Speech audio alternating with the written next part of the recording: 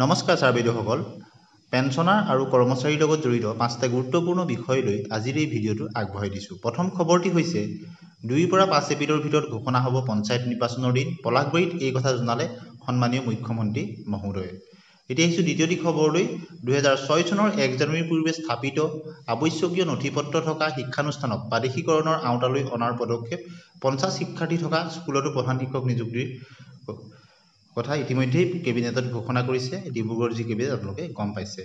তৃতীয়টি খবৰলৈ আহিছোঁ। একেৰাহে 10 বছৰ এখন জিলাত শিক্ষকতা কৰিলেহে আন্তঃজিলা বদলি। দিব্যাংগৰ বাবে 2 বছৰতে পাব এই সুবিধা। গতিকে মিউচুৱেল ট্ৰেন্সফাৰক লৈও কিছু কথা গাইডলাইন প্ৰকাশ পাইছে শিক্ষকৰ। 8ম দৰমহা আয়োগৰ ক্ষেত্ৰত শূন্য হ'ব নেকি কেন্দ্ৰীয় কৰ্মচাৰীৰ ডিএ? শীঘ্ৰেই 8ম দৰমহা আয়োগৰ পৰামৰ্শ কেন্দ্ৰীয় চৰকাৰলৈ দাখিল কৰা হ'ব। খবৰ অনুসৰি এপ্ৰিল মাহৰ পৰা নতুন পে কমিশ্যনৰ কাম আৰম্ভ হ'ব। এই ক্ষেত্ৰত কেন্দ্ৰীয় চৰকাৰৰ কৰ্মচাৰীৰ পেঞ্চনাৰ দৰমহা আৰু ভাত্তা সলনি হ'ব বুলি আশা কৰা হৈছে। কিন্তু 8ম দৰমহা আয়োগৰ আটাইতকৈ ডাঙৰ প্ৰভাৱ পৰিব ডিএনএছ ভাত্তাত। কেন্দ্ৰীয় কৰ্মচাৰীৰ ডিএনএছ ভাত্তা শূন্য কৰা হ'ব, অৰ্থাৎ নতুন পে কমিশ্যন কাৰ্যকৰী হোৱাৰ লগে লগে তেওঁলোকৰ ডিএ শূন্য হৈ যাব। আশা কৰা হৈছে যে অহা বছৰ জানুৱাৰী মাহৰ ভিতৰত ডিএ 61% হ'ব পাৰে। তেনে ক্ষেত্ৰত নিয়ম অনুসৰি নতুন দৰমহা আয়োগৰ পৰামৰ্শ কাৰ্যকৰী কৰি ডিএ শূন্য কৰি মূল দৰমহা বা বেছিকৰ লগত মাৰ্চ কৰি দিয়া হ'ব। এতিয়া আহিছোঁ শিক্ষক বদলীকৰণৰ ক্ষেত্ৰত। 18 মাৰ্চৰ পৰা ৰাজ্যত মুকলি কৰা হৈছে শিক্ষক বদলীকৰণৰ পৰ্টেল। পিছে পৰ্টেল মুকলি হ'লেও 5খন জিলাৰ শিক্ষকে বদলীকৰণৰ বাবে নাপাব পাৰে সুবিধা। কিয়নো কামৰূপ মেট্ৰ, শিৱসাগৰ, চৰাইদেউ, ডিমা হাছাও আৰু কামৰূপ জিলাত ছাত্ৰৰ অনুপাতে আছে শিক্ষকৰ সংখ্যা। শিক্ষা বিভাগৰ বদলীকৰণৰ নিয়ম অনুসৰি এজন শিক্ষকৰ অনুপাতত থাকিব লাগে 30 গৰাকী ছাত্ৰ ছাত্ৰী। কিন্তু কেইখন জিলাত থকা ছাত্ৰ ছাত্ৰীতকৈ বেছি আছে শিক্ষকৰ সংখ্যা। কামৰূপ মেট্ৰত এজন শিক্ষকৰ বিপৰীতে আছে 14জন শিক্ষক। ঠিক একেদৰে শিৱসাগৰ জিলাত এজন শিক্ষকৰ বিপৰীতে আছে 17 গৰাকীকৈ ছাত্ৰ। একেদৰে চৰাইদেউ জিলাত এজন শিক্ষকৰ বিপৰীতে আছে 28 গৰাকী ছাত্ৰ ছাত্ৰী। ডিমা হাছাওত এগৰাকী শিক্ষকৰ বিপৰীতে আছে 27 গৰাকী শিক্ষাৰ্থী।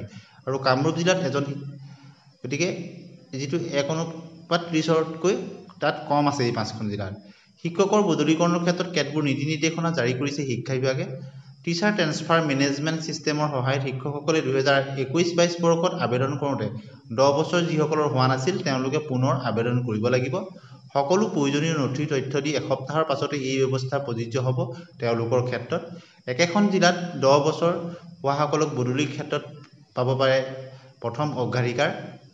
অৱশ্যে 10 বছৰ নহ'লেও মেডিকেলৰ ক্ষেত্ৰত যৌথ আৰু গৌণ পৰিয়ালে পাব এক বিশেষ অগ্ৰাধিকাৰ। মেডিকেল ক্ষেত্ৰত নিৰ্দিষ্ট প্ৰফাইলত শিক্ষকজনে জমা কৰিব লাগিব মেডিকেলৰ ৰিপৰ্ট। আৰু হৃদৰোগকে ধৰি কেঞ্চাৰ, লিভাৰ আদি বিভিন্ন ধৰণৰ অসুখত যিসকল আক্ৰান্ত তেওঁলোকে তেওঁলোকৰ প্ৰফাইলত সেই মেডিকেল ডকুমেণ্ট তেওঁলোকে সংলগ্ন কৰিব লাগিব। এতিয়া আহিছোঁ অন্য এটা খবৰলৈ। 8ম দৰমহা আয়োগ সম্পৰ্কত আহিছে এটা গুৰুত্বপূৰ্ণ আপডেট লোকসভাৰ পৰা।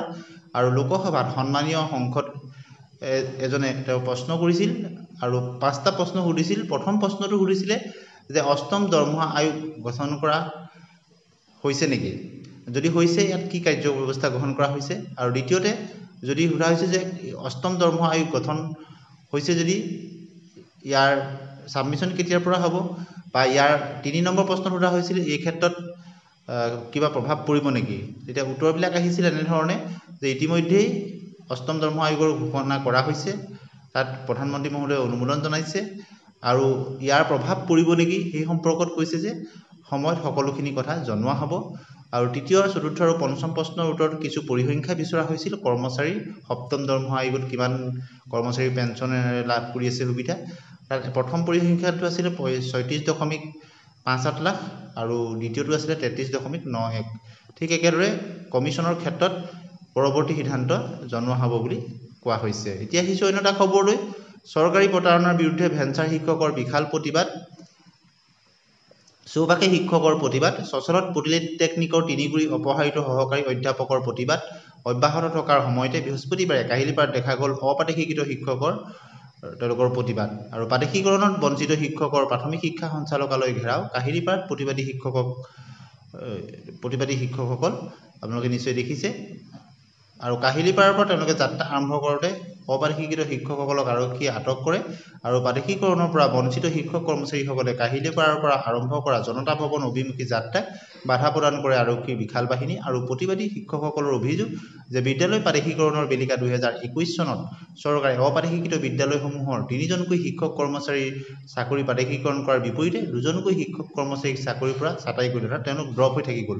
প্ৰাথমিক বিদ্যালয়ৰ পৰা মহাবিদ্যালয়লৈকে বঞ্চিত শিক্ষক কৰ্মচাৰীসকলে তেতিয়াৰ পৰা আন্দোলন অব্যাহত ৰাখিছে আৰু তেওঁলোকৰ পদসমূহ পাৰিশীকৰণৰ বাবে যে 30-25-10 বছৰকৈ বিনা বেতনে পাঠদান কৰি অহা কেইবাজনো শিক্ষক ইতিমধ্যে তেওঁলোক মৃত্যুমুখত পৰিছে আৰু আৰক্ষীৰ বাধাত প্ৰতিবাদ ৰুদ্ধ হৈ পৰাত ক্ষুব্ধ প্ৰতিবাদকাৰীসকলে কয় যে শিক্ষামন্ত্ৰীৰ লগতে মুখ্যমন্ত্ৰীক তেওঁলোকে এসপ্তাহৰ ভিতৰত সমস্যাসমূহ সমাধানৰ কাৰণে তেওঁলোকে আহ্বান জনাইছে আৰু ডিব্ৰুগড়ত প্ৰতিবাদৰ সময়ত অব্যাহত কেবিনেট বৈঠকতেই অপাৰিশিক্ষিত আৰু চাকৰিৰ পৰা ড্ৰপ কৰা শিক্ষকসকলৰ বাবে ন্যায় প্ৰদান কৰিবলৈ দাবী জনাইছে তেওঁলোকে।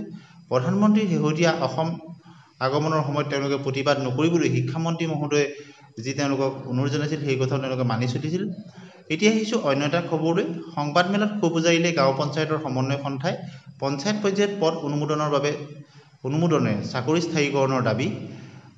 পঞ্চায়ত আৰু গ্ৰামোন্নয়ন বিভাগৰ কৰ্মৰত ঠিকাভিত্তিক কৰ্মচাৰী গাঁও পঞ্চায়ত সমন্বয় সন্থাই আজি তেওঁলোকৰ বিভিন্ন সমস্যা সমাধানৰ দাবীত এখন সংবাদমেল অনুষ্ঠিত কৰে আৰু তেওঁলোকে এই ঠিকাভিত্তিক কৰ্মচাৰীসকলে সেই সময়ত একাউণ্টেণ্টৰ কাম কম্পিউটাৰ অপাৰেটৰ হিচাপে নিযুক্তি পোৱা এইসকল কৰ্মচাৰী প্ৰথম পৰ্যায়ত গাণনিক হিচাপে আৰু পৰৱৰ্তী পৰ্যায়ত কেন্দ্ৰীয় তথা ৰাজ্যিক বিত্তীয় পৰিষদৰ অনুমোদিত পুঁজিৰ আঁচনিৰ হিচাপ ৰখা, প্ৰধানমন্ত্ৰী আৱাস যোজনাৰ হিতাধিকাৰীৰ পঞ্জীয়ন সজাগতা, সামাজিক সুৰক্ষা আঁচনিৰ অধীনত বিধৱা বিকলাংগ পেঞ্চন, ডাটা এণ্ট্ৰি আৰু গাঁও পঞ্চায়ত উন্নয়ন পৰিকল্পনাৰ প্ৰস্তুতকৰণৰ কাম কৰিবলগীয়া হৈছিল। কেৱল ইমানেই নহয়, জল জীৱন মিছন, স্বচ্ছ ভাৰত মিছন, অৰুণোদয়, আয়ুষ্মান কাৰ্ড, বানপানী, কভিডকে ধৰি বিভিন্ন বিভাগৰ অসংখ্য আঁচনি ৰূপায়ণ, দুৰ্যোগ আদিত এইসকল কৰ্মচাৰীয়ে ৰাজ্য চৰকাৰে নিয়োগ কৰি ৰাখিছে আৰু আজি সংবাদমেলত তেওঁলোকে ক্ষোভ প্ৰকাশ কৰি কয় যে যথেষ্ট শিক্ষাগত অৰ্হতা থকা আৰু ইমানখিনি কামৰ বোজা জাপি দিয়া এইসকল কৰ্মচাৰীয়ে আজিৰ দিনত পাৰিতোষিক পায় মাহে 18,537 টকা। যি সময়ত ৰাজ্য চৰকাৰে বিভিন্ন বিভাগৰ ঠিকাভিত্তিক কৰ্মচাৰীসকলক বিভিন্ন সা সুবিধা প্ৰদান কৰিছে, সেই সময়ত পঞ্চায়ত আৰু গ্ৰামোন্নয়ন বিভাগৰ এইসকল কৰ্মচাৰীক এই সুবিধা প্ৰদান কৰা নাই বুলি বিষয়ববীয়াসকলে সংবাদমেলত উল্লেখ কৰিছে আৰু তেওঁলোকে সংবাদমেলখনৰ জৰিয়তে গাঁও পঞ্চায়ত সমন্বয়কসকলক পঞ্চায়ত পৰ্যায়ৰ পৰা অনুমোদন কৰি চাকৰি স্থায়ীকৰণৰ ব্যৱস্থা কৰিবলৈ আৰু গাঁও পঞ্চায়তসমূহত কৰ্মৰত ঠিকাভিত্তিক কৰ্মচাৰী গাঁও পঞ্চায়ত সমন্বয়কসকলৰ বাবে আৰপি ব্যৱস্থা কৰিবলৈ ৰাজ্য চৰকাৰক তেওঁলোকে দাবী জনায়। গতিকে পঞ্চায়তৰ এই ঠিকাভিত্তিক কৰ্মচাৰীসকলে তেওঁলোকৰ দীৰ্ঘদিনীয়া যি দাবীসমূহ তেওঁলোকে সংবাদ মাধ্যমৰ আগত অৱগত কৰে সংবাদমেলত। গতিকে আশা কৰা হৈছে যে চৰকাৰে তেওঁলোকৰ এইখিনি বিবেচনা কৰিব। আজিৰ ভিডিঅ'ত আমি মূলতঃ এইকেইটা বিষয় আপোনালোকলৈ আগবঢ়াই দিলোঁ। এনেধৰণৰ খবৰৰ কাৰণে চেনেলটি ছাবস্ক্ৰাইব কৰি দিব। চেনেলটি ছাবস্ক্ৰাইব